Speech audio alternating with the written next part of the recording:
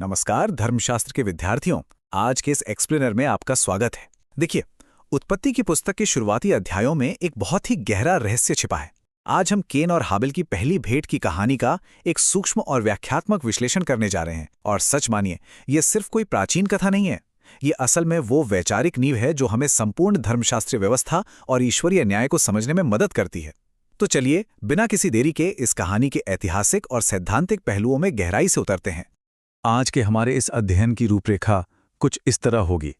पहला, भविष्यवाणी और प्रारंभिक संदर्भ। दूसरा, दो प्रकार की भेंट की कहानी। तीसरा, ईश्वरीय अस्वीकृति। चौथा, रक्त की आवश्यकता। और अंत में, हृदय की स्थिति। आइए शुरू करते हैं हमारे पहले भाग से, भविष्यवाणी और प्रारंभिक संदर्भ, उत्पत्ति की पृष्ठभूमि तैयार करना। जरा उस समय की कल्पना कीजिए। उत्पत्ति अध्याय 4 की शुरुआती पद हमें दिखाते हैं कि कैसे प्रारंभिक ईश्वरीय वादे सीधे तौर पर पूरे हो रहे थे।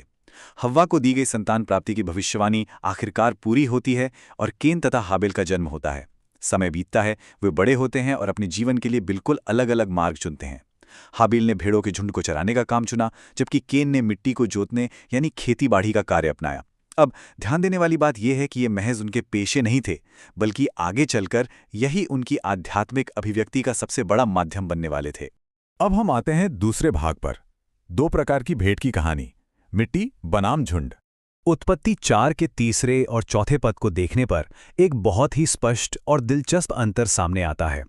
केन परमेश्वर के लिए क्या लेके आया? अपनी खेती के फल, यानी मिट्टी की उपज। वहीं दूसरी ओर हाबिल अपने झुंड के पहलौठों में से कुछ की चर्बी लेकर आया। ये कोई मामूली अंतर नहीं है। एक ओर खेत का फल था और दूसरी ओर एक पशु का बलिदान। दोनों ने ही अपने अपने श्रम का फल प्रस्तुत किया था, लेकिन जैसा कि हम आगे देखेंगे, ईश्वरीय दृष्टिकोण में ये दोनों बिल्कुल भी समान नहीं थे। और यहीं से शुरू होता है हमारा तीसरा भाग, ईश्वरीय अस्वीकृति, एक धर्मशास्त्रीय रहस्य। यहाँ हमें मूल पाठ के एक एक शब्द पर बारीकी से ध्यान देना होगा। उत्पत्ति 4:5 बहुत ही स्पष्ट रूप से कहता है, परमेश्वर ने केन की भेंट को अस्वीकार कर दिया और हाबिल की भेंट को स्वीकार कर लिया। जरा इस अस्वीकृति की गंभीरता को महसूस कीजिए। ये कोई छोटा मोटा फैसला नहीं था। ये एक बेहद स्पष्ट, कठोर और अंतिम ईश्वरीय निर्णय था। लेकिन जो बात इस घटना को एक गहरे रहस्य में बदल देती है, वो ये है कि उत्पत्ति की ये कहानी तत्काल रूप से कोई सीधा कारण नहीं बताती कि ऐसा आखिर हुआ क्यों। तो स्वाभाविक है कि हमारे सामने सबसे बड़ा सवाल यही खड़ा होता है, केन की भेंट को अस्वीकार क्यों किया गया? इस बुनियादी व्याख्यात्मक प्रश्न का उत्तर हमें सिर्फ एक पद को पढ़ने से नहीं मिल सकता। इस धर्मशास्त्रीय रहस्य को सुलझाने के लिए हमें ऐतिहासिक पाठ से थोड़ा बाहर निकलकर संपूर्ण बाइबल के व्यापक संदर्भ और उसके प्रतीकात्म में गोता लगाना होगा। यही हमें हमारे चौथे भाग की ओर ले जाता है, रक्त की आवश्यकता, धर्मशास्त्रीय संदर्भ। हम धर्मशास्त्र के विद्यार्थी एक सिद्धांत बहुत अच्छी तरह जानते हैं कि धर्मशास्त्र ही धर्मशास्त्र की व्याख्या करता है। प्राचीन व्यवस्था में रक्त बलिदान केवल कोई कर्मकांड या परंपरा नहीं थी, बल्कि यह एक मूलभूत आवश्यकता थी। यह सिद्धांत साफ तौर पर स्थापित करता है कि पापों के प्रायश्चित और ईश्वरीय क्षमा के लिए रक्त का बहाया जाना एकदम अनिवार्य है। हाबिल का बलिदान एक पशु का था जिसमें रक्त शामिल था, जबकि केन की भेंट सिर्फ खेत की उपज थी। ये सैद्धांतिक परिभाषा ही वो मास्टर की है जो इस पूरी घटना के पीछे की व्यवस्था को हमारे सामने खोलकर रख देती है। इस बात को पूरी तरह से समझने के लिए इब्रानियों 9:22 के शानदार उद्धरण पर गौर करते हैं। बिना लहू बहाए पापों की क्षमा नहीं होती। ये सचमुच वो खोई हुई कड़ी है जो पूरे रहस्य को सुलझा देती है।